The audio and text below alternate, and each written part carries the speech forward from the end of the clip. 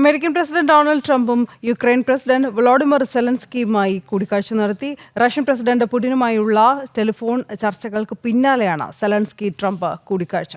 യുദ്ധം അവസാനിപ്പിക്കാനുള്ള ശ്രമങ്ങൾ തുടരുന്നു എന്ന സൂചന കഴിഞ്ഞ ദിവസം തന്നെ ട്രംപ് നൽകിയിരുന്നതുമാണ്. ഐസൻ ജോസ് കൂടുതൽ വിവരങ്ങളുമായി ചേരുന്നു. ഐസൻ, വിശദാംശങ്ങൾ. ഇന്നലെയാണ് ഈ കൂടിക്കാഴ്ചകളെല്ലാം നടക്കുമെന്ന് സൂചന നൽകുകയും ഇന്ന് സെലൻസ്കിയുമായുള്ള കൂടിക്കാഴ്ച നടക്കുകയും ചെയ്തത്. സെലൻസ്കിയുമായുള്ള കൂടിക്കാഴ്ചയിൽ ഏറ്റവും സുപ്രധാനമായ ഘടകം എന്ന് പറയുന്നത് യുദ്ധം അവസാനിപ്പിക്കുന്നതിനുള്ള നടപടികൾ സ്വീകരിക്കുക എന്നത് തന്നെയാണ്. ട്രംപിന്റെ സമൂഹ മാധ്യമ കുറിപ്പിലും അത്തരം സൂചനകൾ തന്നെയാണ് വരുന്നത്. ഈ ചർച്ചകൾ നേരത്തെ നടന്ന പുടിനുമായുള്ള കൂടിക്കാഴ്ചയ്ക്ക് ശേഷമുള്ള ഈ ചർച്ചയിൽ ഏറ്റവും പ്രാധാന്യത്തോടെ നോക്കുന്നത് 2.5 മണിക്കൂറോളം പുടിനും അതുപോലെ തന്നെ ട്രംപും നടത്തിയ ആ ടെലിഫോൺ സംഭാഷണങ്ങളുടെ ആശയങ്ങളിൽ ഊന്നി നിന്നുള്ള ചർച്ചകൾ തന്നെയാണ് നടന്നതെന്നാണ് മനസ്സിലാക്കാൻ സാധിക്കുന്നത്.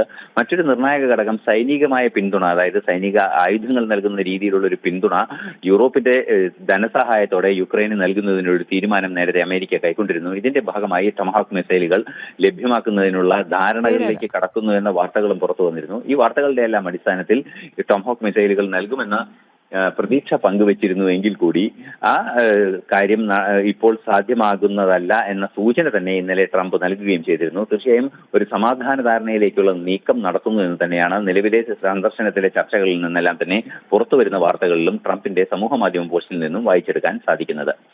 ശരി.